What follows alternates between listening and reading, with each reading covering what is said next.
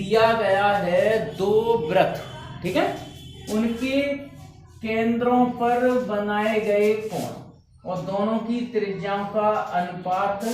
अच्छा, ये चाप खंड की लंबाइयां बराबर दी हैं, ये यहां से यहां तक की दूरी और ये यहां से यहां तक की दूरी सी और डी बराबर है, ठीक है। जे L1 और L2 आपस में क्या बराबर है, बराबर, चाप खंड की लंबाइयां बराबर है।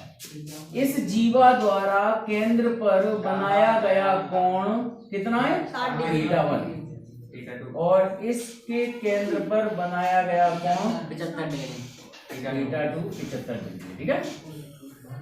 तो ए बी सी और डी यहाँ ले ली, तो यहाँ ई और एफ ले लो, ठीक है। और इसकी त्रिज्या हमने मान ली R1 और इसकी त्रिज्या मान ली R2, ठीक है। अब देखो एक बार प्रश्न समझ लो फिर। प्रश्न क्रमांक 6 में दोनों त्रिभुजों के केंद्र पर बनाए गए कोण दे दिए और उन्होंने बता दिया है कि इस चाप की लंबाई और इस चाप की लंबाई दोनों की बराबर है, ठीक है। अब तुम्हें दोनों की त्रिज्याओं में अनुपात पूछा है, R1 अनुपात R2 कितना होगा, ठीक है।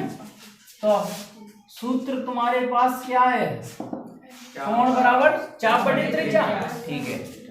कोण बराबर चाप बटे त्रिज्या, तो त्रिज्या बराबर कितना हो जाएगा, बराबर कोण बराबर चाप बटे त्रिज्या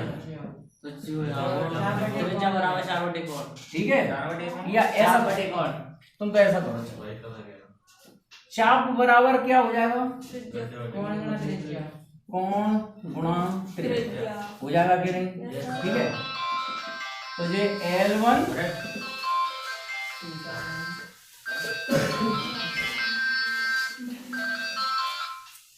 हेलो, हाँ जी, हेलो बोलिए, हेलो, हाँ बोलो बोलो, आवाज आ रही है, बोलो, हाँ नमस्ते साहब, बोलो, आप पहचान नहीं, अंकित, अच्छा, अंकित पूरा नाम बताओ, अंकित क्या है, लड़के बहुत होते हैं, मैं पहचान नहीं पा रहा। अच्छा, हाँ बोलो बोलो, अच्छा, हाँ ठीक है, अच्छा ठीक है। तो अभी मैं क्लास ले रहा हूँ, अभी पहुंचा दो, फिर मैं बाद में बात कर लूंगा, ठीक है। कौन सा अंकित, चल देखो, हाँ देखो, कोण बराबर चाप बटे त्रिज्या, तो चाप कितना निकला, कोण गुणा त्रिज्या, कोण कितना है θ1, त्रिज्या कितनी है R1, समीकरण नंबर 1, तथा अब डायरेक्ट लिख दो L2 बराबर क्या है, θ2 इंटू R2। अब समीकरण 1 व 2 से, अब ध्यान से देखना, तरीका मैंने बदल दिया, दोनों की चाप बराबर है, ये लिखा ना L1 बराबर L2, तो अगर LHS बराबर होगी तो RHS बराबर होगी ना, यानी वो L1 बराबर क्या है L2, तो L1 का मान कितना है θ1 और R1 और कितना है θ2 और R2। अब R1 और R2 को तो इधर ले आओ और θ2 बटे θ1 इधर कर, ठीक है। तो R1 बटे R2 बराबर, हाँ θ2 का मान कितना है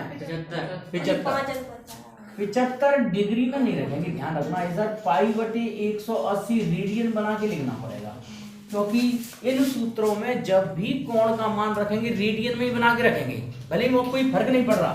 और जी कितना है 60 है ना, पाई बटे 180, भले यहाँ पाई बटे 180 पाई बटे 180 कट गया, तो R1 अनुपात R2 बराबर 75 अनुपात 60, और इसको काट दो, कितने से कटेगा, 15 से काट दो डायरेक्ट, 15 5 75 और 15 4 60, और यही उत्तर आ गया। तुम देख रहे हो क्या, हर तरीका बदल जाता है, ठीक है। कोई सॉल्यूशन 7वें में क्यों कितने भाग हैं, 3 भाग है ना, तो पहला भाग मैं कर रहा हूँ, दूसरे तीसरे तो मैं खुद करने पड़ेंगे। दिया गया में उन्होंने, सुनो ध्यान से, ये पेंडुलम वाली घड़ी होती है ना, वो क्या करती हैं, उनकी सुइयां ऐसे ऐसे ए से लेके बी तक चलती रहती हैं, ठीक है। जैसे ऊपर घड़ी चल रही है, नीचे उनका पेंडुलम ऐसे ऐसे चलता रहता है ना, ऐसे ऐसे ऐसे ऐसे चलता है। तो वो कितना चल रहा है, ए से लेके बी तक।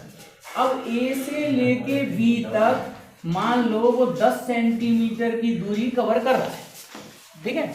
और इस सरल लोलक की लंबाई है 75 सेंटीमीटर, तो ये हो गई इसकी त्रिज्या।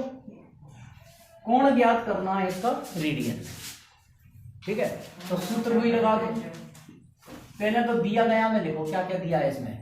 इसमें दिया है चाप खंड की लंबाई, चाप खंड की लंबाई, या चाप अकेला लिख सकते हो, कोई दिक्कत नहीं है। एल बराबर 10 सेंटीमीटर पहले बार में, ठीक है।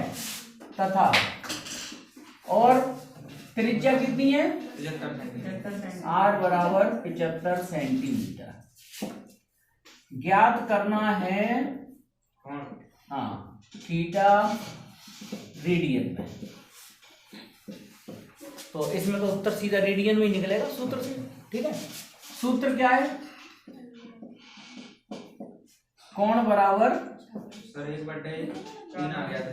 चाप बटे त्रिज्या, ठीक है। तो थीटा बराबर चाप कितना है 10 और त्रिज्या कितनी है इसकी 75, तो थीटा बराबर आ गया 1/3। कितने से काट दो, 1/3 कैसे आ जाएगा, 5 से काटेंगे, 5 दूनी 10 और 5 से 5 एकम 5 और 5 25, बस 2/15 रेडियन लिख दो, बस ऐसा उत्तर निकल।